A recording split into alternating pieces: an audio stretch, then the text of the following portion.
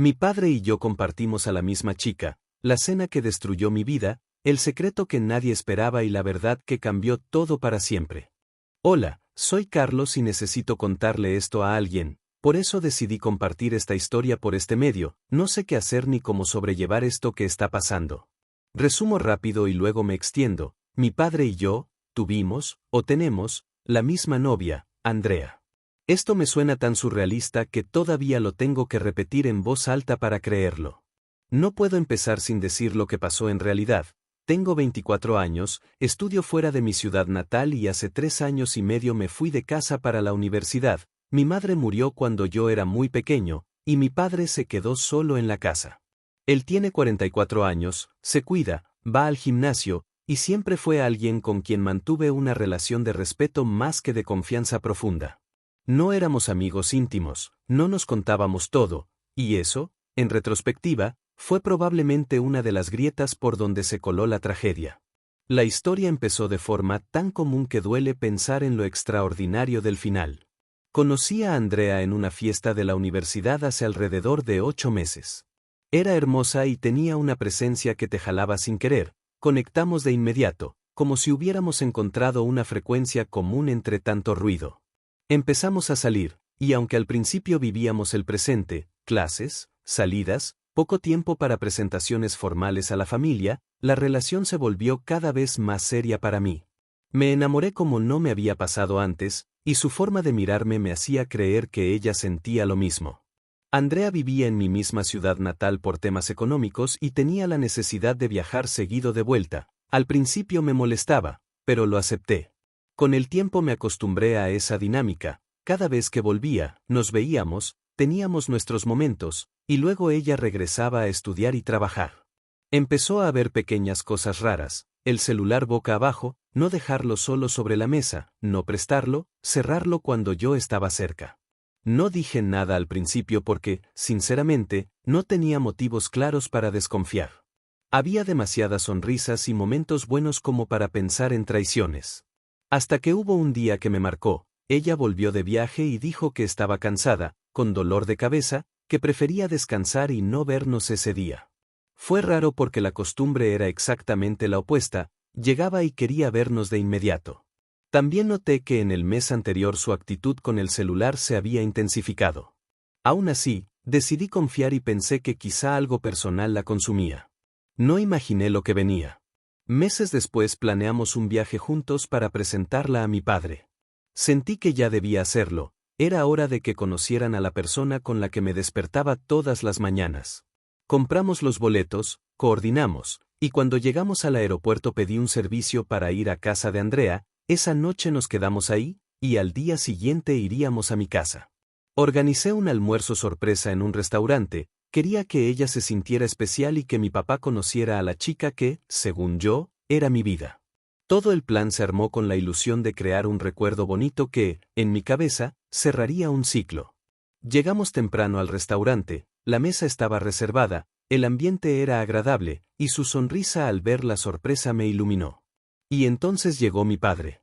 No lo vi entrar al principio porque estaba al fondo, y él se acercó por detrás mío. Lo que pasó después lo tengo grabado en mi memoria con una nitidez que me espanta. Vi cómo la cara de Andrea cambió en un segundo. Su sonrisa se borró, se puso pálida, sus ojos expresaron algo que no supe identificar al principio, nervios, terror, y luego, como si hubiera visto un fantasma, se quedó paralizada. Giro la cabeza instintivamente hacia donde ella miraba, y la vi, mi padre.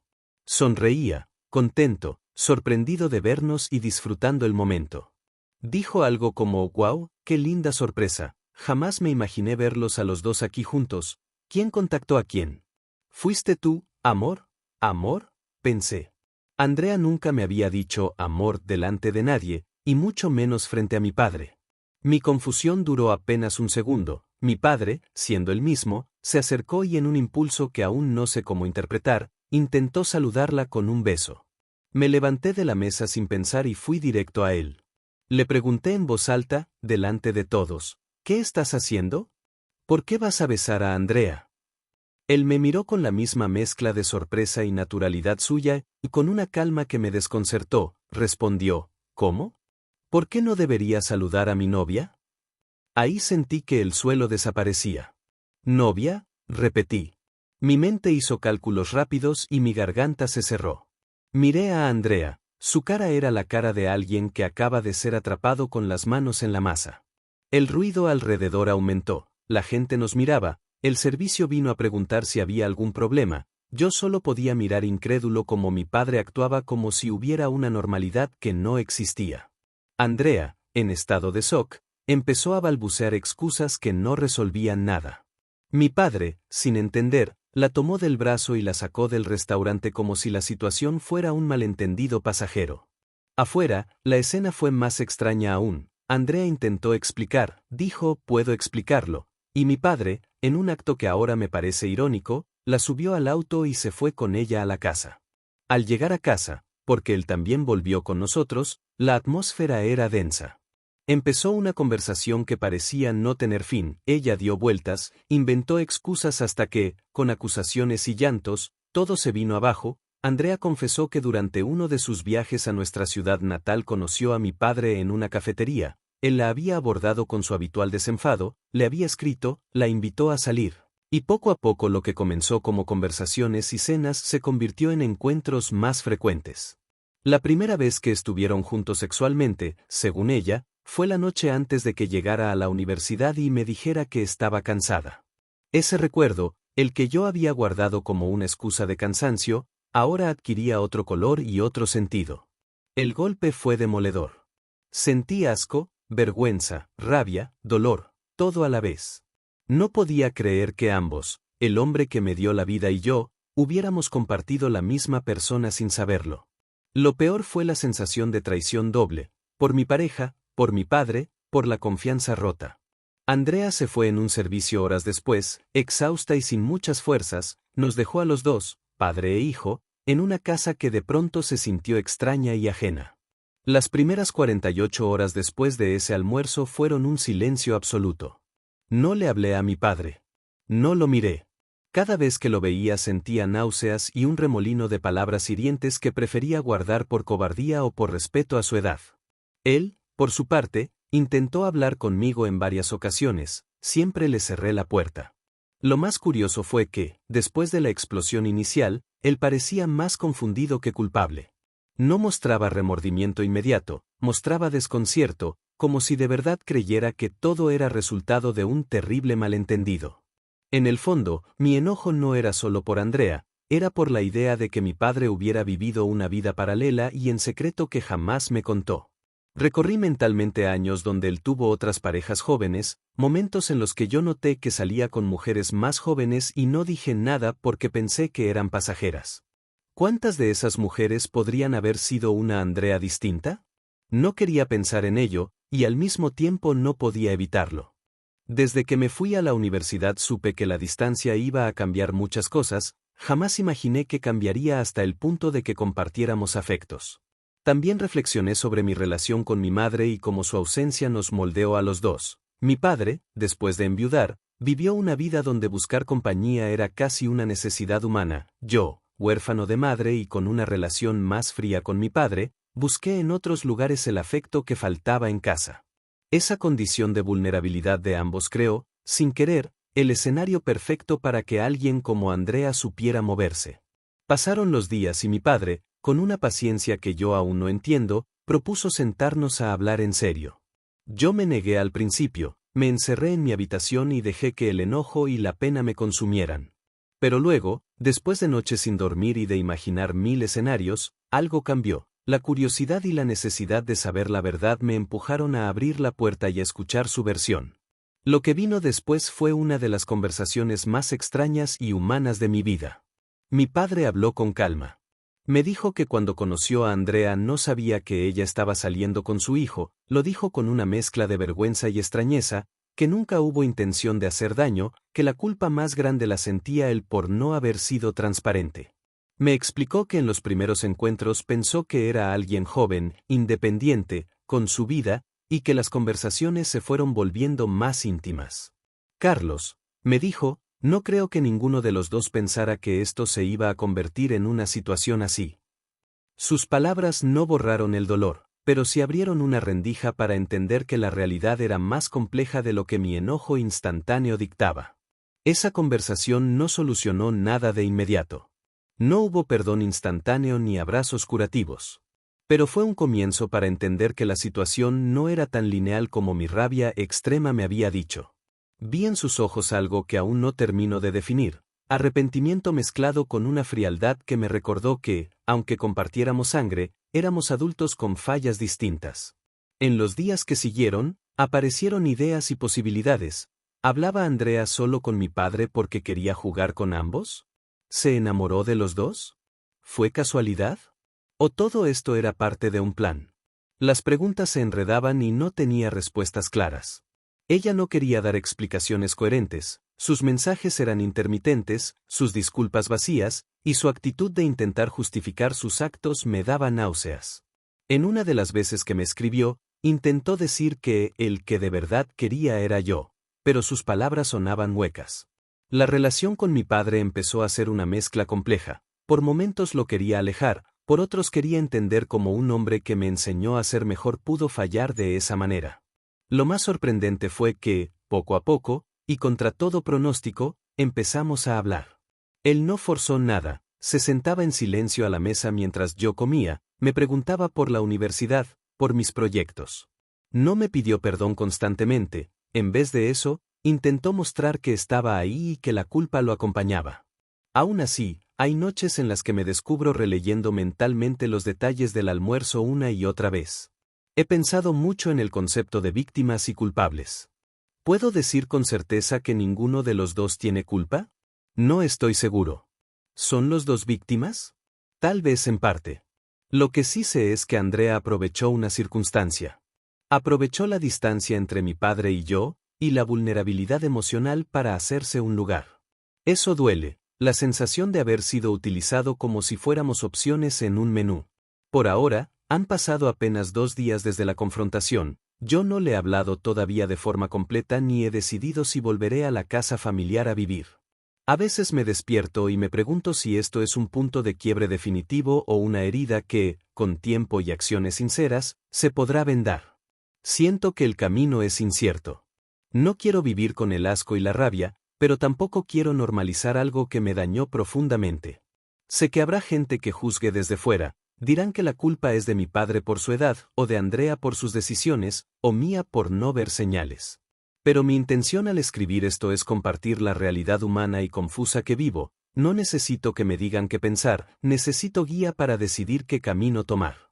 ¿Volver a hablar con mi padre? ¿Cortar todo contacto? ¿Seguir estudiando y dejar que el tiempo haga lo suyo? Son preguntas que me hacen sentir pequeño y perdido. Termino esta primera publicación con un punto claro: no busco martirio ni justificar acciones, busco entender y sentir menos vacío. Si estás leyendo esto y alguna vez viviste una traición parecida, sabes lo que es que el mundo se descoloque.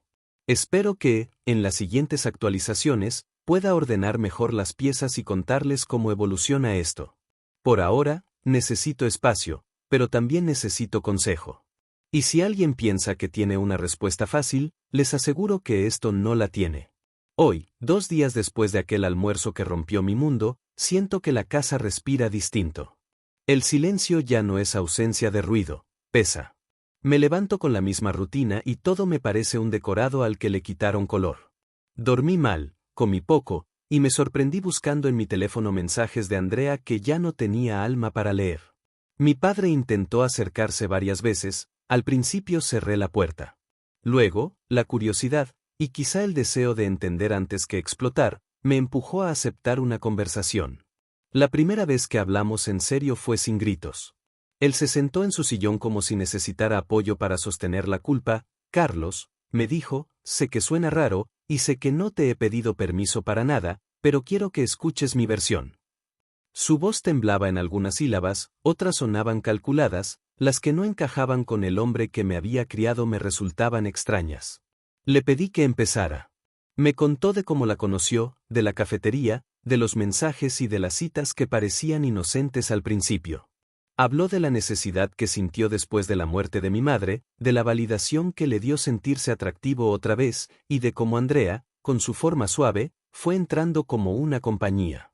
Al escucharlo, hubo momentos en los que vi una vulnerabilidad que hasta entonces había ignorado. Me dijo que no había pensado que podía convertirse en algo así, que se había sorprendido con la rapidez con la que una conversación banal derivó en intimidad. Todo eso me quemó y, a la vez, me desconcertó. ¿Cómo creer que la vida puede jugarnos estas cartas tan crueles? Mi rabia no era solo por la traición, también lo era por entender que la soledad de mi padre y la mía crearon un terreno fértil para que alguien más se metiera. Mientras hablaba, yo buscaba datos pequeños que me confirmaran la versión.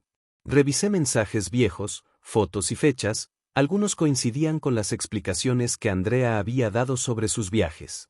Sentí que me robaban no solo a una pareja, sino la inocencia de haber creído en una historia coherente.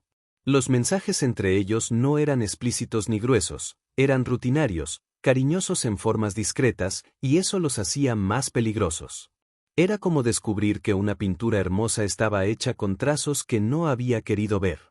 La reacción de mi círculo cercano fue inmediata y diversa. Amigos me escribieron con consejos bruscos: «Cortalo ya, no le hables más, échalo de la casa». Otros me pidieron calma y que no tomara decisiones impulsivas que pudieran arruinar mi futuro académico. Esa mezcla de opiniones me dejó desorientado. Por un lado, quería justicia emocional, por el otro, sabía que cualquier decisión tomada desde la rabia podía ser irreversible y absurda. Mi padre, de forma inesperada, propuso terapia conjunta. Al principio la idea me pareció absurda. ¿Ir a terapia con la persona que me había traicionado? Pero conforme pasaron las horas, empecé a entender que la terapia podría ser un marco neutral para sacar verdades sin que todo se volviera una pelea. Le dije que lo pensaría. Quería respuestas y necesitaba pruebas de que no había más contacto con Andrea. Le pedí que cerrara todo canal con ella y que demostrara con actos que estaba dispuesto a reparar, no solo a pedir perdón. En los días siguientes percibí pequeños gestos que, por primera vez, parecían sinceros. Cocinó una comida que me gustaba y dejó una nota en la mesa, me preguntó por mis horas de clase y se interesó por mis entregas. No eran grandes heroicidades, pero la coherencia entre palabra y acto me dio una tregua momentánea. Mi orgullo y mi dolor, sin embargo, me hacían mantener distancia, no quería normalizar lo intolerable. Andrea intentó comunicarse conmigo de nuevo. Sus mensajes oscilaban entre el arrepentimiento y la estrategia: «Lo siento, si pudiera cambiarlo lo haría, te quiero». Contesté una vez con pocas palabras: «No quiero tus excusas». Ella propuso hablar en privado, sin dramas, y su ofrecimiento sonó a intento de minimizar. Decidí no buscar humillarla públicamente, preferí mantener la compostura y reservar la acción para cuando tuviera claridad. Una semana después, la vida universitaria me obligó a salir de casa y enfrentar la realidad cotidiana. Volver a las clases fue una anestesia necesaria, sin embargo, el mundo tiene una manera cruel de poner las cosas donde uno menos las espera. La vi en la cafetería. Cruce de miradas, ella intentando una sonrisa que yo convertí en indiferencia. Solo dije hola y me fui. No hubo espectáculo, pero sí una humillación sutil que me calmó momentáneamente: mostrar dignidad ante quien me había fallado. Con mi padre, las conversaciones se convirtieron en ejercicios de dos tiempos, preguntas que necesitaban respuestas: ¿cómo pasó esto? ¿Por qué me lo ocultaste? Y momentos en los que recordábamos a mi madre, anécdotas domésticas que, contra todo pronóstico, nos devolvían la risa. Era extraño ver cómo el dolor y el cariño podían alternarse con esa naturalidad.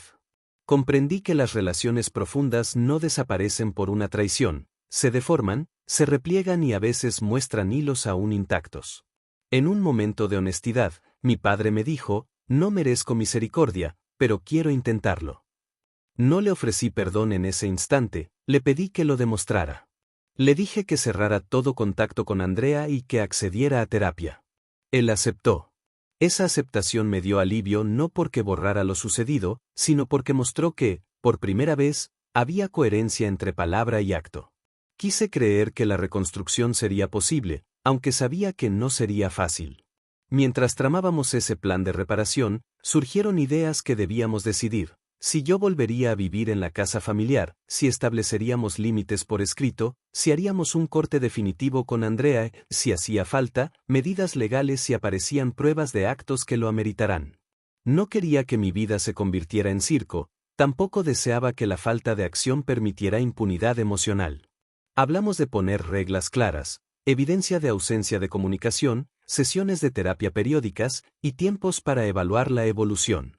Sentí también la tentación de castigar, sacar cosas de la casa, cerrar cuentas, humillar en público. Pero aprendí que las decisiones tomadas desde el calor de la rabia suelen ser las que uno acaba lamentando. Preferí un plan frío y meditado, terapia, límites claros, y tiempo para ver si la coherencia se mantenía. No era una fórmula mágica, pero sí un mapa para no navegar a ciegas. He recibido, además, la opinión de gente cercana que me ayudó a ver otras aristas. Un amigo me dijo, no persigas a Andrea, deja que su comportamiento hable por ella. Tu energía ahora debe ser para ti y para tu futuro. Esa frase me calmó.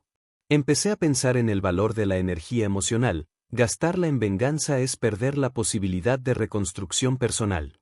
Las conversaciones con amigos y algunos familiares me dieron perspectiva, no se trataba solo de reparar la relación con mi padre, sino de reconstruir mi propia estabilidad emocional.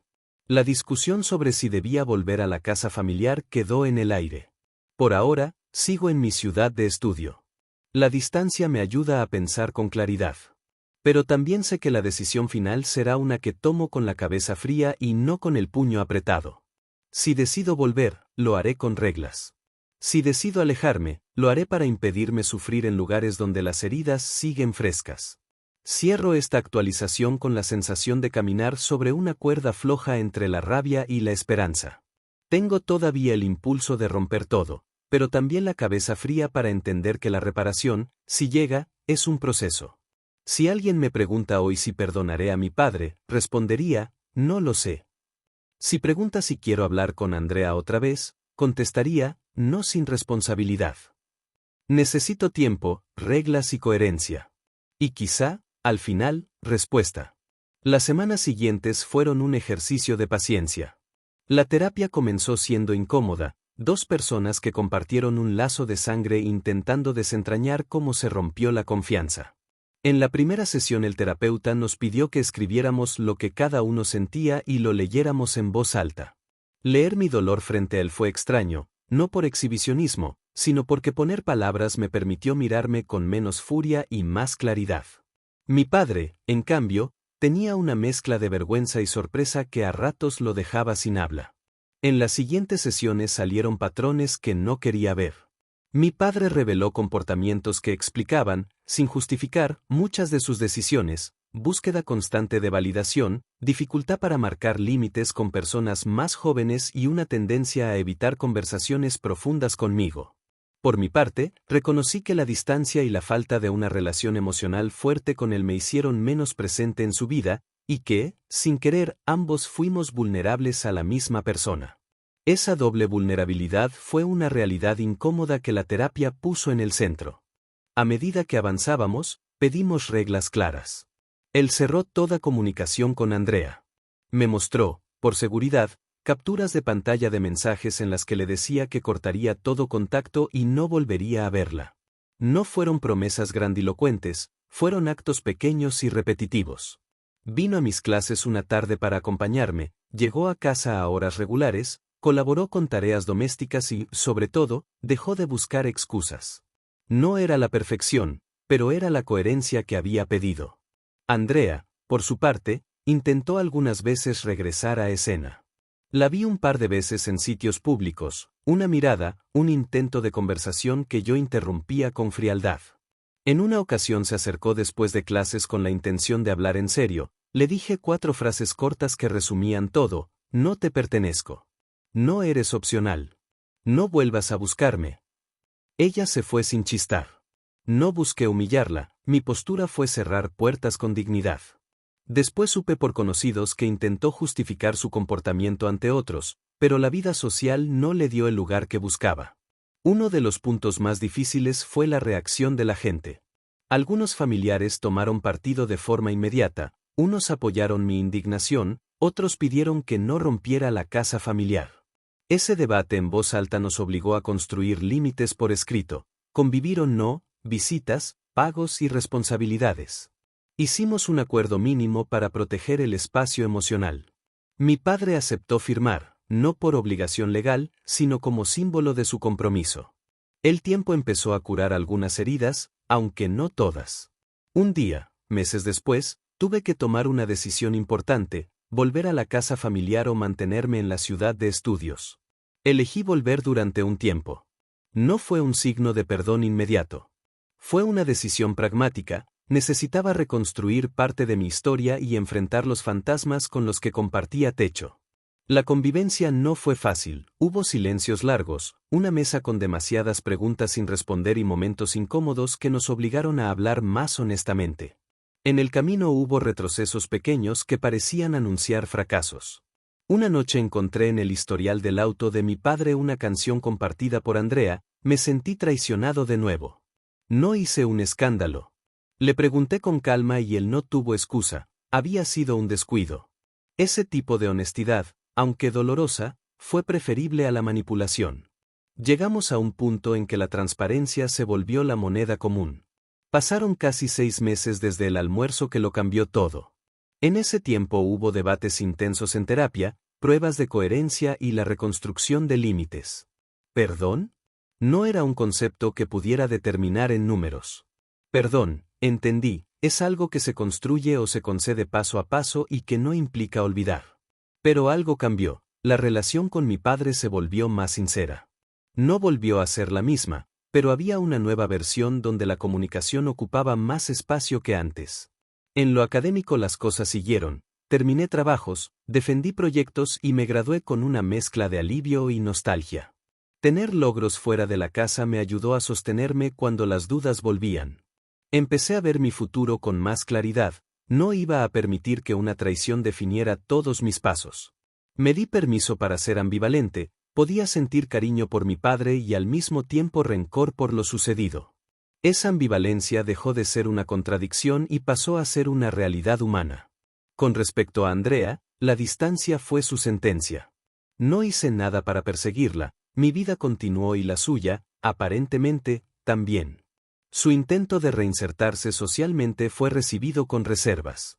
Con el tiempo, la mayoría de la gente prefirió no involucrarse en su narrativa. La soledad, a veces, es la consecuencia natural de quemar puentes con la gente que te quería bien. No sentí alegría por su caída, sentí alivio de no cargar con su presencia en mi vida.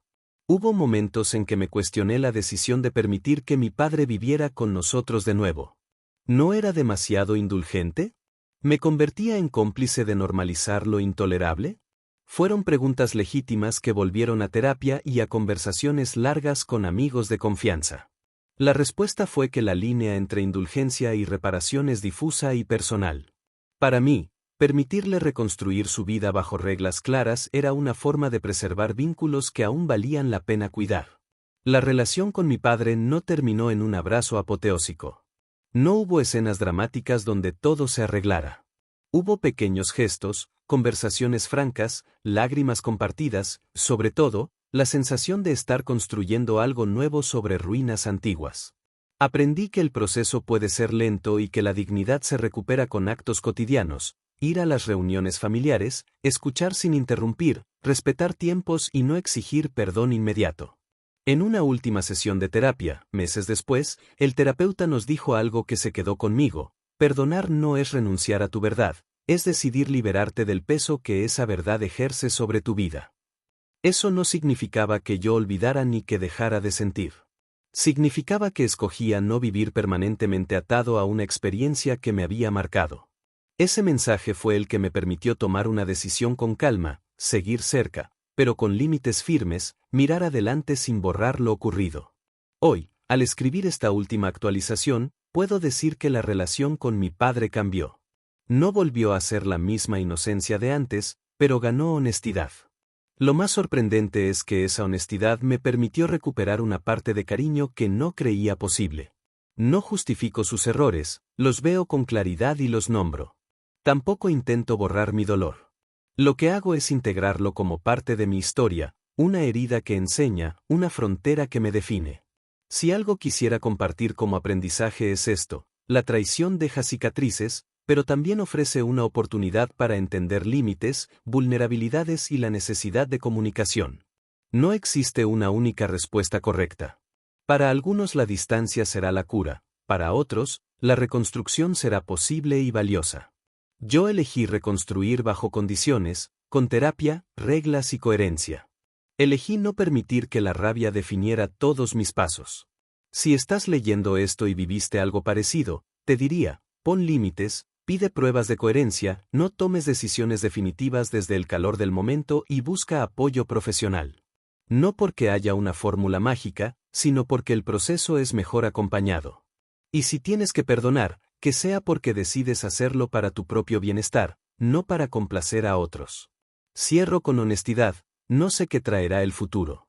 Quizá la relación con mi padre mejore aún más, quizá haya recaídas, quizá yo decida tomar distancia definitiva.